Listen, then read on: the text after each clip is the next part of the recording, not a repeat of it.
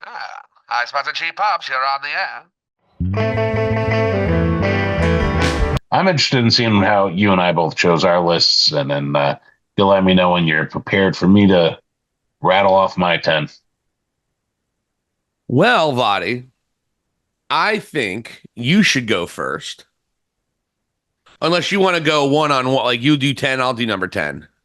Yeah, let's do that. All right, I like that. I got to put my glasses on, so unfortunately, all of our female subscribers might not think I'm quite as attractive. They're turning us off right now. It sort of sucks, Yeah. but this is research, and we're doing it for the good of professional wrestling. The good of professional wrestling. Ready? I am. You want me to lead off with Yeah, let's number do 10? number 10. Yeah. I went with Mr. L.A. Knight. Yeah. Yeah. That is a great one. Absolutely. My number, I look. What can you say about LA Knight? He actually made my list as well. He's a little further down. Long time coming. Finally got the big win, beating a universally hated lowlife named Logan Paul.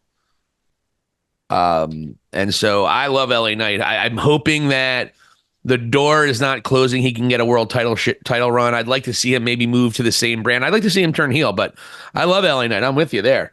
My number 10. We just lost another girl.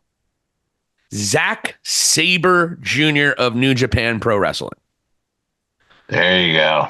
He has a big win against Bryan Danielson. Won, to me, the greatest wrestling tournament on the planet, the G1. Did it in great fashion. He's the best technical wrestler on the planet. And I think he wins. I think he gets a New Japan. I think he wins the New Japan, the IWGP World Championship sooner than later. He's been doing it for a long time, and he's in my top 10. I'm a huge mark for him. I love Zack Sabre Jr., so he made my top 10. That's cool, man. It's a good pick, actually. I forgot about him. So just sort of, gathering this up. And then, I can't, I'm trying to remember the last match I saw him in AEW, but it's fairly recently. And I should have remembered him. Yeah, he's definitely a talented guy. So I get that pick, especially coming from you. So, I like, darling. Oh, sweetheart, no, Brittle Brian.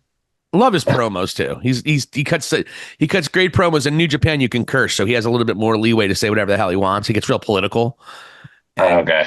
And he just the way he makes fun of people is what a brat, what a stupid fucking idiot. And he's just a smarmy Englishman, and he's also the best technical wrestler on the planet. And I think he hasn't even touched his peak yet, and he's already the best. So number 10 for me. Number 9, Vladi. What do you got?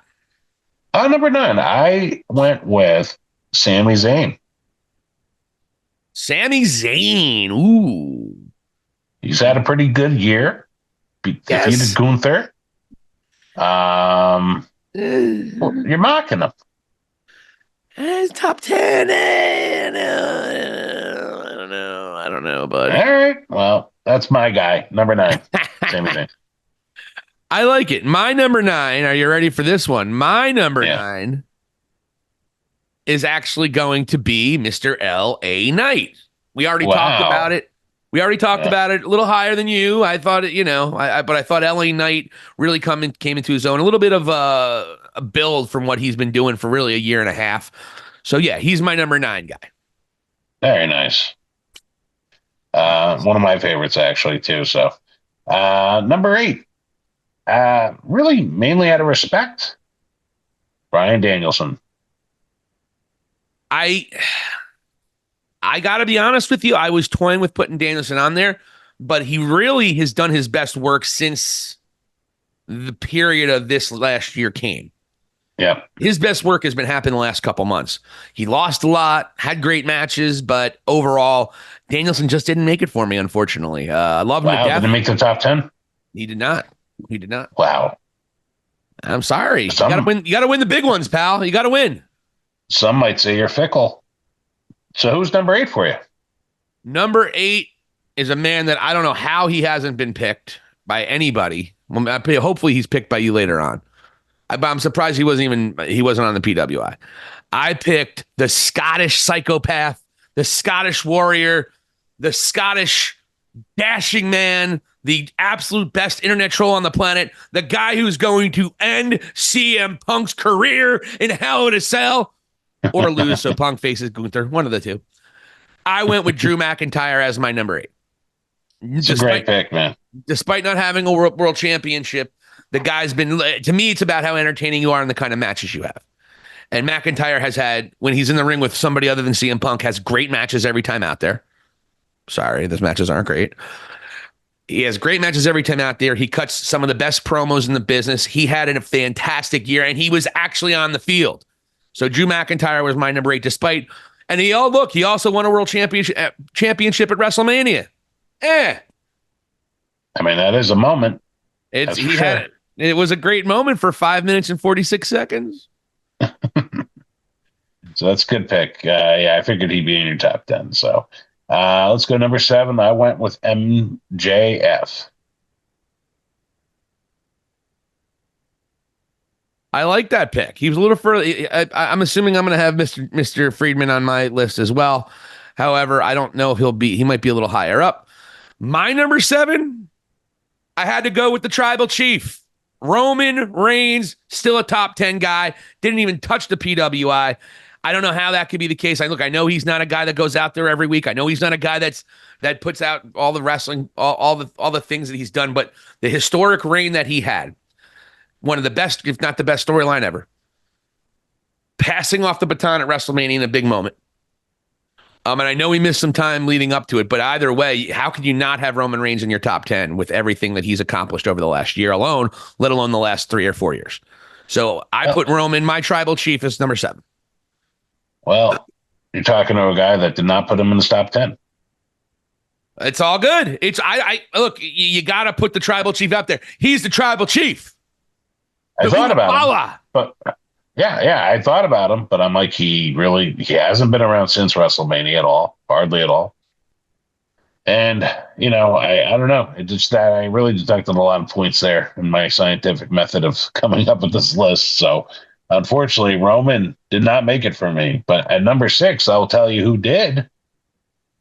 None other than his battery mate with the Shield, Mr. Seth Rollins. Ooh. Yeah. Ooh. Seth Rollins was number 6 for you. Yeah. Great moment at WrestleMania. It was the hero of the day.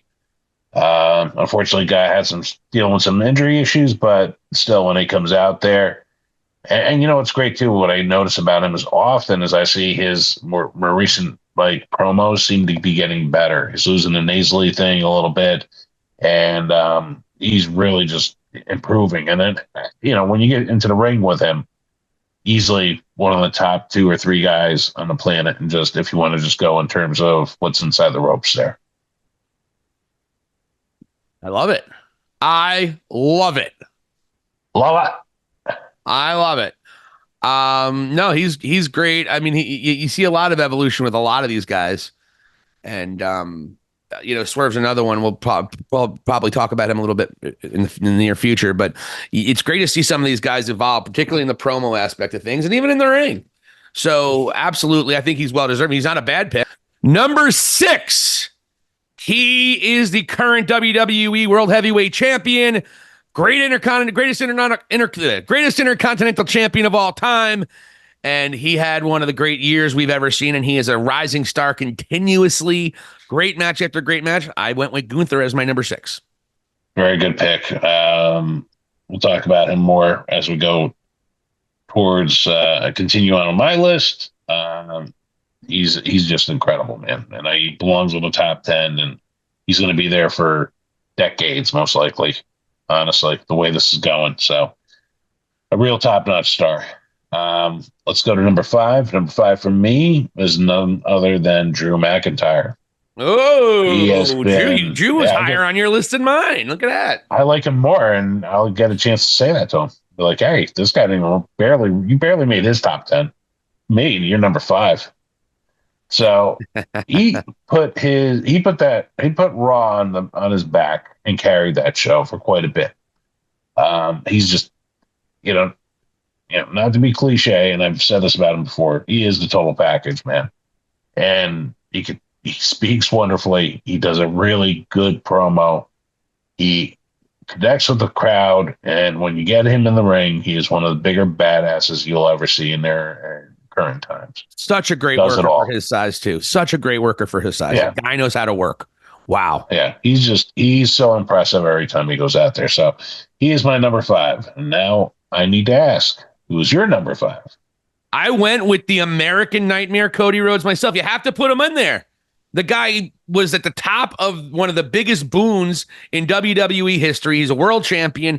He's done everything he can to muster up all the goodwill that he possibly can so people like him instead of start booing him as soon as Roman comes back. But I had to put Cody in there. I don't love Cody. I respect him, but I don't love Cody like a lot of wrestling fans do. I have a love-hate relationship. I wouldn't say hate. I never hated Cody.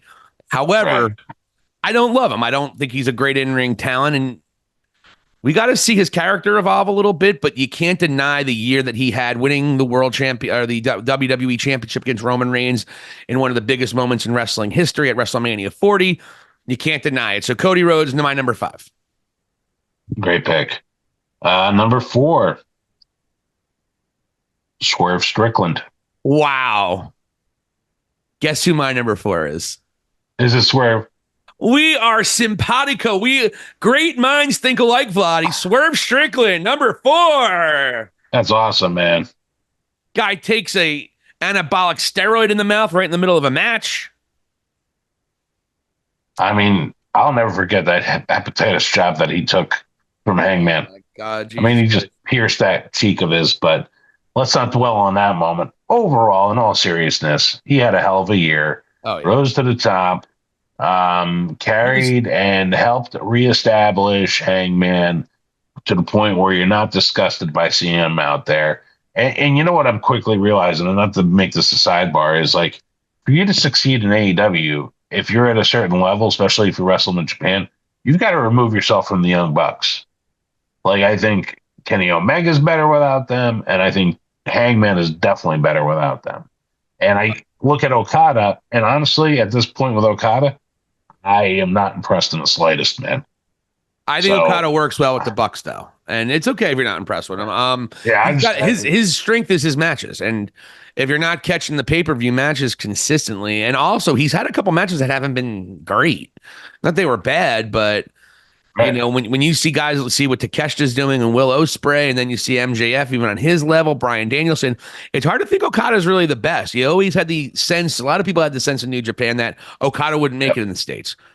But I think what they're doing with him is working. And I think the Bucks' obnoxious personality, I think, goes well with him because I don't know if he's a guy that outshines the Bucks necessarily. So I actually think that I agree with you about Hangman and Kenny being away. And by the way, Kenny Omega has started training with Kota Ibushi. So Kenny Omega's return is imminent. So let's fingers crossed on that one, which I would love to see that post by Kota Ibushi on Twitter. But I'm with you. But I don't want to spend too much time on it. But I like what they're doing with Okada. But the other two, I agree with you. As far as Swerve goes, wow, what can you say? He was literally curated and pushed to the moon by the fans. The fans fell in love with him, even as he was doing dastardly deeds like breaking into people's houses and spying on their infant child. Whose house? And then how big did Prince Nana's dance get? I mean, Swerve literally was built, the crowd built it up, and he worked on his shit. Because I remember when he first came in AEW, one of my biggest complaints is he doesn't enunciate his promos. I'm like, the guy's saying some cool things, but I can't understand. He's not enunciating and getting them out. Now he cuts a badass promo as good as most people in the business. And wow, what a great wrestler. So number 4, Swerve Strickland, a guy who 3 years ago you would never think we would be having this conversation. God bless him. And he's going to be an AEW staple for a long time to come as a top guy. So good for him. Great number 4 pick for both of us. Absolutely. So let's cut to number 3. I went with American Nightmare, Cody Rhodes. Again, he's the guy holding the title for the largest company. Definitely my favorite impersonation of you, or that you do. So that gave him a couple points as well. But in all seriousness, man, Cody has had a great year. It's great to see him fulfilling this and having an opportunity. And, you know, he's basically the focal point of the major storyline still. So I expect him to lose before WrestleMania at this point. It's the route I'm going. But he has still had a hell of a, say 12 months here. And then, if we're going July to July. So yeah, I went with Cody. Who'd you go with? Number 3, I went with a former rival and former protege of Cody Rhodes. Oh, Maxwell Jacob Friedman is my number 3. I got to be honest with you, what he put his body through with injuries toward the end of his title run, everything he did. Look, and I know that the Adam Cole storyline was an absolute disaster. But what MJF did, carried that company on his back otherwise, had great match after great match after great match, turned babyface, and he came back with a vengeance. He's doing some good work now. I think MJF definitely deserves it. God bless him, and I'm looking forward. He's actually shooting a movie right now, but when he comes back, can't wait to see what he does there as well. yeah. He's one of my favorites. I totally get why I put him there. And you know what? The future is definitely very bright, and AEW is going to depend on him greatly as we go ahead. So I totally get that choice. And then They got a stacked roster, man. They really do. They got like 7 or 8 top guys for that company. yeah, yeah. Things are looking up for AEW. I really believe that. I know a lot of people are down on them, but I think they've been a lot more entertaining and a lot more interesting than WWE since the summer started, to be honest. That's a pretty fair statement. Let's go with number 2 here. I got Gunther. Ooh. Well, we talked about him. We talked about him ad nauseum here on this show. We both love him to death. I have no problem with it. I had him at number 6. You had him at number 2. Some of your favorite moments of Gunther the last year? You know what? Like it's not just moments. It's like what he's for the percentage of time that he's been on that roster. He's been a champion. Like 75% of it. And that's just incredible. Well, I mean, they gave him the belt. It's not like he actually won anything. Just kidding. But yeah, he's just been incredible in terms of what he's been able to pull off. Yeah. And he's legit. Honestly, you could put him in there with Brock Lesnar and it's believable. So many people you could say that with on the main roster. So yeah, that world is his. And then also you look at the body transformation that guy went through. I mean, and you see the commitment. I have the utmost respect for him. He's just incredible. So yeah, I went with Gunther.